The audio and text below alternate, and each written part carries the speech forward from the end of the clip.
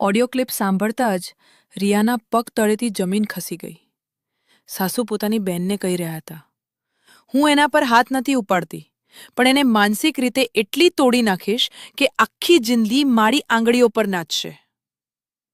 રિયા સમજી ગઈ કે એ કમજોર નહોતી, એને કમજોર બનાવવામાં આવી રહી હતી. પણ હવે રિયાએ રડવાનું છોડી દીધું. એને સાસુનું જ હથિયાર સાસુ સામે વાપરવાનું નક્કી કર્યું. Silent mind game. સાસુ જ્યારે પણ એને નીચી બતાવવા જતા, રિયા ગુસ્સે થયા વગર એવો શાંત અને સ્માર્ટ જવાબ આપતી કે સાસુ પોતે જ પોતાની જાળમાં ફસાઈ જતા. રિયાએ પતિ સાથે કોઈ ઝઘડો ન કર્યો, પણ ઘરમાં ચાલતા આ અદૃશ્ય અત્યાચારના પુરાવા ભેગા કર્યા. એક દિવસ શાંતિથી એણે બધી રેકોર્ડિંગ્સ પતિ સામે મૂકી દીધી.